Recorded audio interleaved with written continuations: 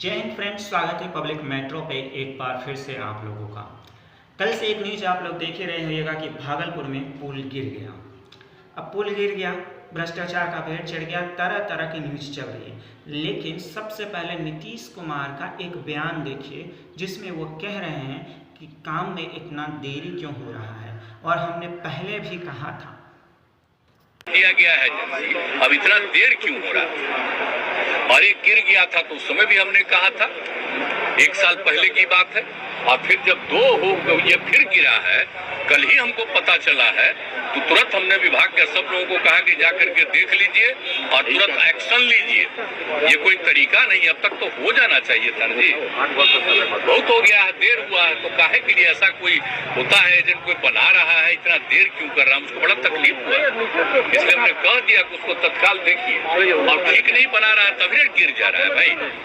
इसका मतलब थोड़ा और मजबूती से बनना चाहिए था, बन करके और तैयार हो जाता। लोगों को कितनी खुशी, हम कितना पहले जा करके एक चीज को देख करके कराए हुए, लेकिन जो नहीं हुआ हमको बड़ी तकलीफ। और अब डिपार्टमेंट लगता है प्रधानमंत्री बनने के चक्कर में अपनी सुध-बुध मुख्यमंत्री नीतीश कुमार भूल चुके हैं, क्योंकि जब से उन्होंने उस भागलपुर का टेंडर दिया है एसपी सिग्ना प्राइवेट लिमिटेड को ही दिया है, और इस दरम्यान 2 बार पुल गिरा।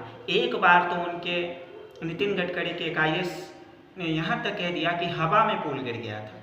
अब सोचिए, जिस प्राइवेट लिमिटेड कंपनी को ये कॉन्ट्रैक्ट दिया गया वो इतना अच्छा पुल बनाता है कि हवा में पुल गिर जाता है, इसके बावजूद दोबारा उसी को कॉन्ट्रैक्ट दिया जाता है और फिर से एक बार पुल आधी रात को धराशायी हो जाती है, 2 भागों में बट जाती है। वो तो अच्छा था कि रात का समय था, जान माल का नुकसान कम हुआ, यानी कि ना के बराबर हुआ। हालांकि अभी तक जो खबर आई है कि एक गार्ड का उसमें दबे रहने की आशंका है, ऐसा उसके परिवार वाले आरोप लगाते हैं। इस न्यूज की मैं पुष्टि नहीं करता, यहाँ तक खबर आई है और ये उनके परिवार वालों का आरोप है। अब सवाल ये है कि जब नीतीश कुमार को पता था कि ये कंपनी पहले से ही देरी कर रही है, सही काम नहीं कर रही है, तो फिर दोबारा उसे कॉन्ट्रैक्ट क्यों दिया गया। और दूसरा सवाल मेरा तेजस्वी यादव जी से है, जब यही चीज़ मनीष कश्यप दिखाते थे, वो दिखाते थे कि कैसे भ्रष्टाचार होता है कंस्ट्रक्शन लाइन में, कैसे उसे लगाया जाता है, तो वो फेक खबर पहनाने वाला बन गया। उस पर इतना ज़्यादा साजिश की रचना हुई कि पॉलिटिक्स की तो पूरी पॉलिटिक्स का सिस्टम उसके पीछे लग गया। अब मेरा सवाल उन सब से ये है कि अगर इसमें जो पकड़ाएगा उसमें क्या होगा, ज़्यादा से ज़्यादा मीडिया में हो हल्ला होगा, कुछ दिन बाद आप भूल जाएंगे हवा में भी तो पुल गिरा हुआ था ना, और इसी कंपनी प्राइवेट लिमिटेड को दिया गया था तब गिरा हुआ था। क्या हुआ उसके बाद, कौन सी रिपोर्ट आई, कैसी आई, कहाँ गया, किसी को कोई पता नहीं। और नतीजा ये हुआ कि फिर से आज वो पुल गिरा। अब एक पत्रकार पे तो अवेयरनेस लगवा देते हैं, उस पर फेक खबर का आरोप लगवा देते हैं। ऐसे लोगों को कब सजा दिलवाइएगा, और ईगो पे मत लीजिएगा, क्योंकि हम आपको सरकार से हटाने की चैलेंज नहीं करते हैं और उतनी बड़ी हमारी हैसियत भी नहीं है, लेकिन आम नागरिक होने के नाते आपसे सवाल भी है। और ऐसा नहीं है कि ये बीजेपी के रहते हुए नहीं हुआ था। जब उनके पथ निर्माण मंत्री थे तब पहली बार हवा से पुल गिरा था, तब आपने बहुत सवाल किया था। आज आप हैं तो आपसे सवाल है। ऐसे अगर भ्रष्टाचार पे सवाल उठाना गलत है तो ऐसे लोगों पे कब कार्रवाई होगी। एक ही पुल 2-2 बार गिर जाता है और दोबारा उसी को कॉन्ट्रैक्ट मिल जाता है।